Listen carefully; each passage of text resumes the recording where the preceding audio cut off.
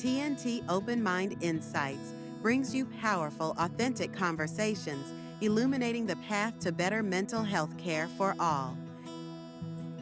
Hi, Dr. McCarron. I am so excited to speak with you today for the TNT Open Mind Insights. Yeah.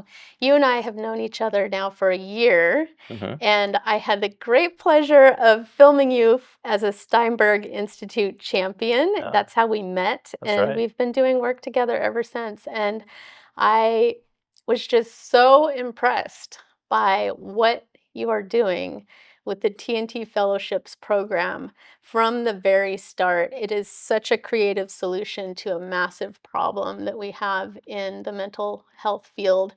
So I'd love to just dig in and talk about the problems and the solutions, but even more so, who is Dr. McCarron Oh my goodness. and why do you care so much about the problems that exist? Yeah. Well, first, thanks for having me here and talking with me about this. And it does take a village. It takes a team. So we have a huge and growing team with TNT with the mission to expand and improve care, mainly in under-resourced areas in the area of mental health. And that's what we're all about. That's what our entire team, now over 55 faculty, 9 full-time staff, our growing research team, and our fellows as well, and our alumni, now near 1,400 total, and then our community partners. So we all come together and we do this together. A big part of what motivates me is that partnership and bringing the community together, right? So for us, that includes health plans, that includes counties, states, other countries, other academic institutions, and again our fellows and who are working with people who are struggling. For me, I knew a long time ago that we are not going to have enough psychiatrists. It's just not going to happen in my lifetime. We're not going to have enough psychologists. And I thought, who's delivering most of this care? Who's diagnosing depression, number one cause of disability worldwide, anxiety, which can be disabling, substance use disorder, schizophrenia, where 10% of people are likely to hurt themselves or die by way of suicide. And so who's delivering this care, right? We don't have enough psychiatrists. And the answer is those in the primary care setting. Those are the people who are delivering this care, which is great, but not great. The problem with that is this: they didn't get the training. They don't know how to do it. And you know this firsthand. I know this firsthand. Yeah. I know this firsthand. I'm reluctant to say this on camera. I'm a psychiatrist, but my first love has always been primary care, always. And building that relationship and working with the patient on their general medical issues like thyroid problems or arthritis, diabetes, but also their mental health. They're closely intermingled, always. And but it's hard being a primary care clinician. It's not easy, and I would say it's getting more difficult. And why is it so difficult? Because of the time you Yeah, have with people? there's time constraints, there's Yeah. resource constraints. Um, you have limited time to work with patients who have great need, multiple medical problems, and they're struggling. This is a systems issue. This is a systems issue. But TNT can step in and help the primary care clinician understand how to recognize, prevent, diagnose, and treat people with really common psychiatric conditions like depression or anxiety, substance use disorders. 1 in 3 of us in our lifetime will have a substance use condition. Oh, I was Yeah, not aware of yeah. that. Yeah. That's a big number, right? Yeah. And so this is something that affects all of us, either directly or by way of family or friends, close friends. This affects all of us. 1 in 5 of us right now are struggling with actively with a psychiatric condition. And that's what we call a point prevalence. That's happening right now. And so we know that we can make a difference by training those people who see these patients the most, but don't know how to deliver the care. So give me an example of on a typical day, because we talked about numbers, one in so many numbers, but on Yeah, a yeah. typical day, how often might a primary care physician be approached by a patient about a mental health condition? Yeah. So on a typical day, in a typical primary care setting in the community, um, 40% of the time. Oh, wow. 40% of the time. And and here's the other problem, Autumn, is that complicates the general medical issue for which the patient is usually Yeah. there in the office for. The number one presenting complaint for any patient to any doctor's office is pain. So a Okay. lot of patients are struggling with physical pain, but that also is co-occurring with mental pain. I Mhm. conceptualize pain in a spectrum, and I see pain as often presenting again as physical pain, but I see depression and anxiety and other psychiatric conditions as pain, but it's more mental Yeah. and oftentimes can even translate and intersect with physical pain. Yeah. But this is where we can make a difference, is helping primary care clinicians navigate that world of pain.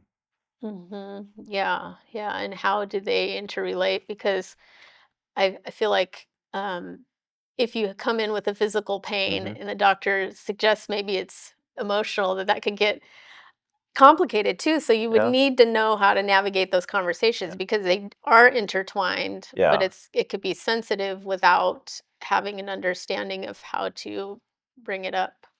These things can get complicated because people are complicated. Yeah, people are Human beings are complicated. Yeah. complicated. Uh-huh. Lives are complicated. And for a primary care clinician to understand how to begin the process of, again, navigating that with their Mhm. patient, right? Mhm.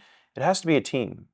Working with your team to navigate that pain can be complicated. What we want to do with TNT is to try and decrease that complication. That's kind of the goal for us. Because there's a method. Like you have actual methods for dealing We with hope this, we right? have methods. Yes, Yeah, no. we try to have methods. Yeah. And our training is such where we have faculty, teachers who know the primary care space and the difficulties and the challenges and the time Mhm. constraints, because they're primary care docs and clinicians, but they're also psychiatrists, so they know the intersection between the two. They're national experts in this intersection, and they're able to convey this information and skill set Mhm. in large part to our learners. So, Yeah. So I've had the pleasure of interviewing and speaking with many of your fellows, probably like 10 or 12 of them, like oh wow, over the past year. yeah, And they are so enthusiastic about this program and they are so grateful. It's almost like a relief off their shoulders hmm, that they have some answers to some of the difficulties that they would face on yeah. a daily basis. Hmm. Can you talk a little bit about that and kind of provider burnout and what it's like to be a primary care physician and not have solutions for your patients?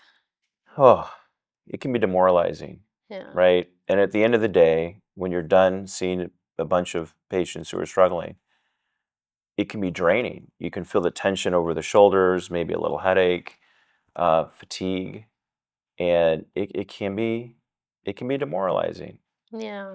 when you don't have a lot of resources, and you're seeing a high number of patients who need extra help. It can be tough, Mhm. and that's when burnout comes into play. So again, one of the things we try and do is help our learners, our fellows, our clinicians throughout the country, throughout the world, understand, first, to recognize that potential burnout, and two, to address it, to talk about it, to bring it to your mentorship sessions with TNT, to discuss the difficulties, to explore ways to help reconcile these difficult feelings and situations. But I also want to go back on them to what you said earlier, that they appreciate it and they enjoy it, which is great. That's always nice to hear. But I also want to point out the importance of our partners, our community partners, because it wouldn't work if we didn't have our partners, our health plans, our other university partners, our municipalities, Mhm. and even industry help us with this, to help provide the training, to cover scholarships, to pay for training for those who work in designated under-resourced, underserved areas.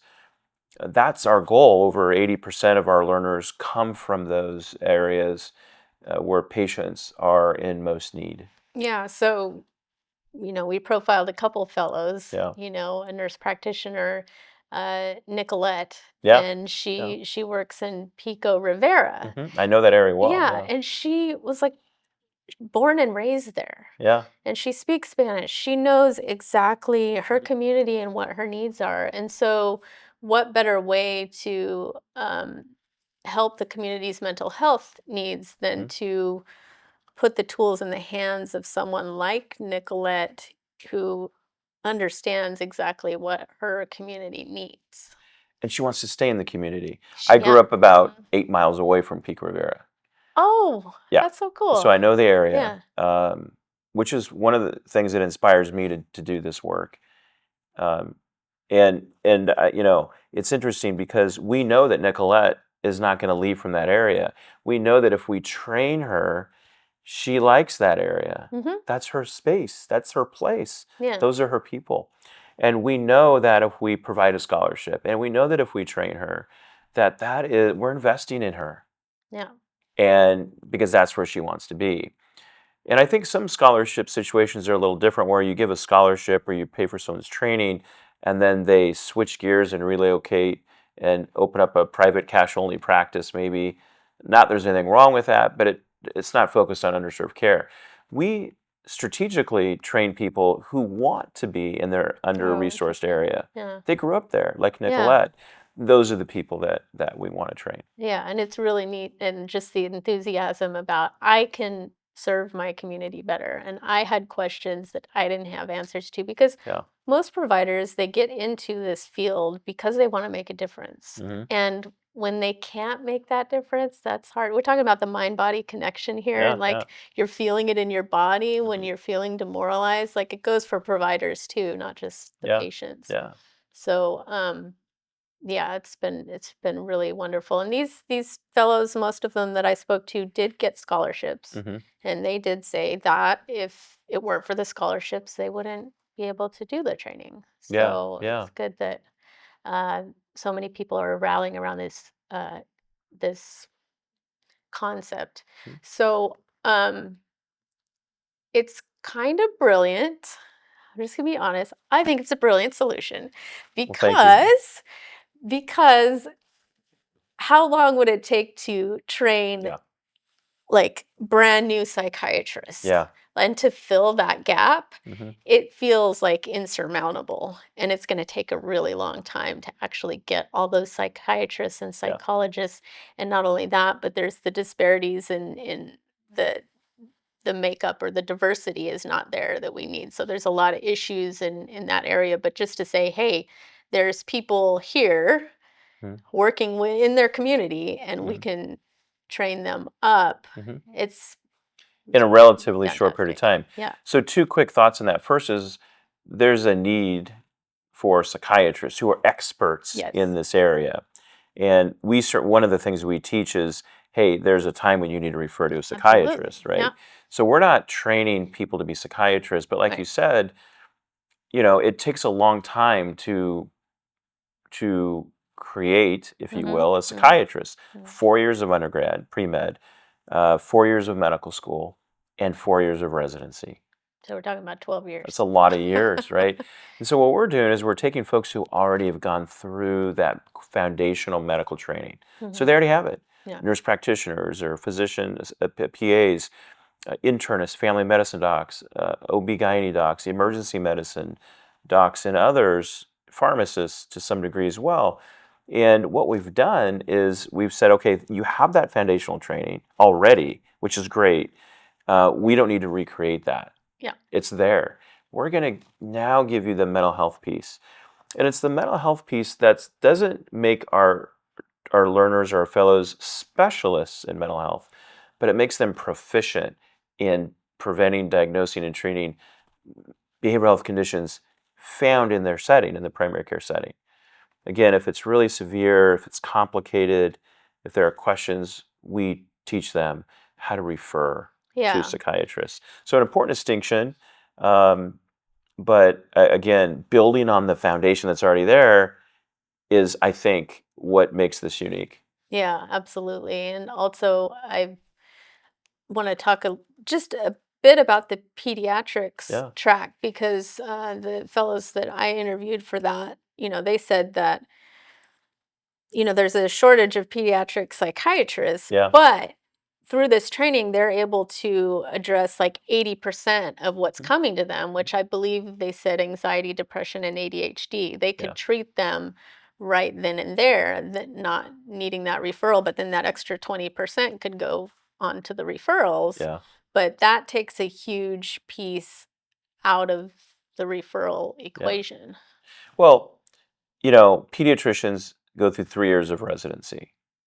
I would say on average about 80 hours a week during those 3 years. Mm. They know the heart. They learn the heart, right, in Mhm. development from newborn up until adolescent. They know the lungs, the kidney, the spleen, and the pancreas. But there's not a lot on recognition of common psychiatric or behavioral health conditions. That's still kind of missing. It's gotten a little bit better in pediatrics over the last year or year and a half, but it's still not a lot. It's not a Mhm. lot. Mhm. If you look at PAs, for example, just in the state of California as an example, which I think has a rigorous mechanism for licensure, 2 weeks, a couple weeks is Mm. required is what's required. For internists, for internal medicine doctors, for 3 years of residency, again, they really learn the heart and they learn the lungs and they learn the kidney and they learn all of that stuff. But 0 minutes from a time to requirement standpoint on allocation of training towards psychiatry or behavioral health. That's not a lot. Mhm. And so what we are doing is we're supplementing that, the very limited learning experience that they've received. Most of our learners have been out in practice, out of formal training for about a decade. And they're coming back and saying, we got to learn this stuff. We're missing it. For the last Yeah. decade, we've missed it. And so on average, those are the folks that we're training. And we have found that their practice is more smooth sailing. Their patients are getting better care. And access to care is increased because we have, in a way, created behavioral health providers to a Mhm. certain degree. Mhm. And I think that's the secret sauce for TNT. Yeah, absolutely. And then I would also want to touch on the addiction medicine track a little Yeah, bit. yeah, Can you talk a little bit about that and its importance? And I didn't realize, and I think a lot of people didn't realize yeah. that there are actual like medical treatments for substance use disorder. You know. Yeah. No, there are a lot of treatments, and I consider medical treatments not only medicine related treatments, but talk therapy related Mhm. treatments. So there are certain non medicine therapies that we can use along with medicines to help decrease cravings, ameliorate negative symptoms associated with substance use. Again, 1 in 3 in our lifetime Mhm. Mhm. is going to have a substance use condition. If we're lucky enough not to have that, we're going to have friends and family that are struggling with this. Mhm. Most often it's alcohol in the United States. And if we're able to help with prevention of that, early recognition and diagnosis, and effective treatment, that's a win. Yeah, That's a absolutely. win. And it's also really sad to see that many folks who are using substances don't realize that they can die accidentally. Oh, yeah. So, for example, using marijuana or taking a pill that they think is ecstasy, or methamphetamines, and using that and not knowing Mhm. that it's laced with a Mhm. substance that quickly puts you to sleep forever, Ah. right? And decreases or stops your body's or your brain's desire or motivation, biological urge to breathe. Mm. And so this happens just too frequently I in this think country. most people have known someone who's Yeah, passed away that way. I can think of a couple of I people know at least. many. Yeah, Yeah, yeah. yeah. And then also you have this support system for your fellows, this mentorship. I Hmm. was just speaking with somebody out in the hall yesterday who's running a recovery program. Um, before the conference Yeah. starts for the fellows and the people here. So we're talking Yeah. about 1 in 3. That includes all of us. That includes providers. So there's actually support within TNT for the providers, not just professionally, but personally as well. Exactly. I think this is a hard job. Mm-hmm. It's uniquely challenging. Mm-hmm. And the more support we can provide, not only during the fellowship, but thereafter for the course of someone's career, the more we're able to do that, the better it is. I think the better the clinician's going to be, but also their own patients are, many patients are going to be better because of it. I think a big part of teaching or training is mentorship. Mm-hmm. And so Yeah. that's why this is such uh, a highlighted component of our training during the fellowship, and then also for our alumni after they've graduated. Yeah. So they are continuing to be tapped into this Yeah, support system. yeah, part of our TNT family. So yeah, Ah, TNT family. that's right. Yeah. Yeah, And you always make it fun. That's what I hear. You make it fun. People are having fun here. fun is good. Yeah. Yeah, I'm a big fan. You know, it's interesting. Over the years, there's been this big push to have work-life balance. Yes, please, let's talk about So that. we got to have Yeah. work-life balance. And I've always struggled with that Yeah, because me too. I think we should have life balance. Yes. And I think when you go home at the end of the day, it should be good. Mm-hmm. I also think when you're at work, it should be good. Oh my gosh, I can relate to this so much. Yeah? Yes. Yeah, because I love what I do. It's clear that you love what you do too, but like, do you really need to balance life and work if work is your life and you're coming into it with the same enthusiasm as the rest of your life? Yeah. I I I believe that it's the same life.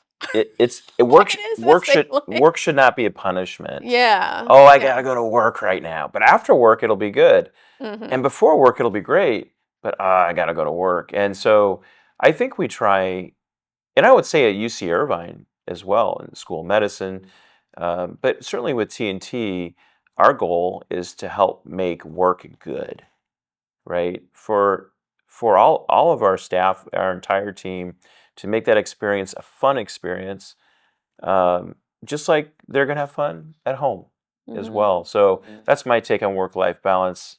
I like to call it life balance, and let's have fun at work. So. Yeah, and how do you do that for yourself? Make your life fun and keep that energy because you're running this giant program. I mean, it's a lot of work. Yeah, I again, as I mentioned in the very beginning, I think it's all team based. We train our learners to work in teams, and a big part, arguably the biggest part of that team, is the patient. Mm. Now, similarly, I think it's the team, right? The team has to come together and enjoy and work with each other, and I think that's the answer. If you're working in a silo, it can be more challenging, I think, to have that dynamic. Team-based work with the patient, but also in TNT is I think what the answer and what Mm. brings goodness Yeah. to work and goodness. A lot of times as clinicians, we forget the patient as part of the team, and we'll Mm. tell the patient, "You have to take this medication. You have to go to physical therapy. You have to stop this. You have to stop that." Instead of engaging the patient, and it's because of sometimes lack of time or understanding or resources, but to engage the patient, to actively include the patient as a key part of the team is important. Team-based work, I think, results in happy work. So Yeah, I agree with that too because yeah, I've got a great team as well, and yeah, now you we're do. teammates with That's each right. That's other, right. telling the stories, and it makes all the difference because Yeah, um, we're a species that wants to connect, I think so. be Yeah, interrelated, I think and so. that gives a lot of strength and motivation, Yeah, yeah, and happiness yeah. too. It's so clear that you care deeply about this, and TNT's been going on, what, 10 years now? Yeah, it's been 10. This is our 10 10th years. year anniversary. Yeah. Yeah, and you've dedicated your career to this topic, So why does this matter so much to you, Dr. McCarron, Robert McCarron? Well, I mean, I think um, I think there's a need for it. I mentioned to you when right around the time we first met. I grew up in a situation where my own mom struggled quite a bit with depression. I mean, um, every day she struggled, and of course, when I was in fourth grade or sixth grade or eighth grade, I didn't understand that or how to recognize depression or certainly treat depression. But eventually, I got to that point in medical school where I was like, I think this is happening, and she actually got some help, and and it was much better. But for many years, I saw that every day, and I know that so many people struggle with that, and so I think that's one of the reasons I got into primary care, and then one of the reasons I got into psychiatry is because primary care is psychiatry Oh, and yeah. in so many ways. So for me, it just seemed like a natural course, and I think that's what's framed my interest in this type of training. Yeah, yeah, and I can relate to that as well. Most of my work is around mental health. Yeah. I have a passion for it because it's been a big part of my journey as Hmm. well. And um, I was not able to function as well when I was suffering with mental health Uh-huh. challenges. Yeah. And now that I've healed, found that piece where I've healed, it's like having a turbocharger under you where you just take off because Yeah. the shackles are off and you're able to like Mhm. succeed. So for me, it's like when you've healed, you want to turn around and say, like, let's show the next person the way and bring them Yeah. through. And so I find it's very common that people will have a personal experience that fuels their desire to create something new and find Mm. solutions. And so I just really appreciate you sharing that Yeah. piece of it. And I've noticed your work is centered not just with TNT, but it's Mhm, centered on mental wellness, mhm. And which healing, and healing, mental mental wellness. wellness, I like which I that. think is pretty cool. So Yeah, yeah. So I can relate to that. But let's also talk about like let's look into the future. In okay. Dr. McCarron's ideal world, Hmm. it Robert's future, if he could have what he wished for our communities, what would that look like? Well, I think the way we train medical specialists should change. I envision a future where there's not a need for TNT. Yeah. You want to So put yourself out of I won't business? put myself out of business. No, I'm just shouldn't. I don't want to say it Not exactly like that, that, but yeah, but because but I think if we could train medical students and residents and PAs and nurse practitioners, if we could train them earlier and better, Mhm, and treat health, mental wellness like the heart or the lungs early on in training, and incorporate integrative health, mhm. integrative wellness, whole person care, and put all those pieces together. That's the future, I think, for medicine. And not to break things apart, right? To make sure we're including nutrition, to make sure we're including mindfulness, Mhm. movement, meditation, and also making sure that we're training early. We're not doing Mhm. that very well right now. Yeah. But I think that's the future. That's something I'm interested in. And I think if we get there over the next 10 or 15 years, it'll be a good future. Yeah. And I've also noticed, because I do a lot of work in the schools too, is Yeah. that they're incorporating mental wellness into curriculum and also like Hmm. mental wellness room for like a place a student can visit, for example. So I Yeah. feel like the culture is starting to move in that direction, at least in California. Yeah. So we've got, the shift occurring within the medical field, which you are a part of it, Hmm. but also even the younger, it's coming in with the younger folks. So I personally feel pretty optimistic about it. I do. I Yeah. totally feel optimistic about where we're going. And it's not all about medications because if you Hmm. think about it, we don't know the cause of depression. We don't know which part of the brain is affected. Similarly, we don't know the cause or what we say the pathophysiology of anxiety disorders or schizophrenia, clearly, bipolar disorder, ADHD, PTSD, or any other letters of the alphabet when it comes to mental health. We don't know. Mhm. And because of that, we're stuck a bit. And I think we have to look outside of where we're at right now to look at, again, whole person care, integrative approaches Mhm. to health, and go in those directions. I'm a fan of using medications when indicated, but I think we have to look in a more broad-based way when Mhm. we're working with folks who are struggling with mental pain. I have a teacher of mine says medicate and meditate. Yeah, oh, really? Is that right? That's Yeah. interesting. I might steal that from you. That's kind Yeah. of cool. Yeah, it's a good one because it's like, let's look at this from both angles. Like, so how do we support ourselves from both sides? We don't have to choose Yeah. one or the other, And whatever's and needed. meditation and mindfulness therapies are now evidence-based approaches. They're Oh, not far out there like, oh, that's kind of weird. They're now part of medicine. that's Again, cool. it I is didn't kind know of that. cool. It Yeah. is kind of cool. Acupuncture as well. So I think what we need to do is train early Mhm. and train in a more broad-based, holistic way. And I think we're getting there. I know at UCI we're getting there. I know that. And hopefully we can be an example of other, for other institutions, other medical schools, other residency programs. So I think the future is bright when it comes to this. Wonderful. Yeah. And then last question. Okay, so for the typical community member, Yeah. what what would you envision as the best case scenario for just there's no typical community member, but just like that patient? Mhm. What would it be that future that you would hope to see for them? Increased access. Yeah.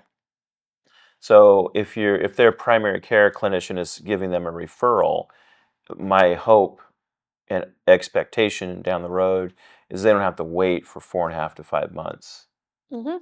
before they can get an appointment.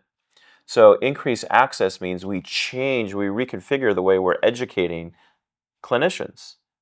We're changing it early on, like I mentioned, and I think doing that along with TNT, what the model we have with TNT, for example, will do two things. It'll expand and optimize care when it comes to mental health, Yeah. mental pain, mental wellness. And so at the end of the day, someone would hopefully be like, you know what? I've come to the point where I'm going to ask for help. I need help. I'm Yeah, going to ask for help. They go in, yeah, they ask for help, yeah. and then they get help. Someone's there. Yeah. Right now, we have a problem Yeah. with access to care when it Yeah. comes to mental health issues, mental wellness. And my hope is in the state of California, actually, is taking really innovative, out of the box steps, which I think is exciting to respond to this very limited access to care. And they've made changes and are currently making changes that I think other states, other countries are going to look at and say, I want to do that, right? Yeah. And so we have to keep coming up with these innovative ideas, train early, train a little bit different, and I see access improving over the next 5 years or so. Absolutely. Well, thank you so much for the work that you're doing and for bringing me on as a partner with the work that you're doing. It's been so inspiring and gives me a lot of hope for the future. Thanks, Autumn. Appreciate it. Yeah. Thanks so much.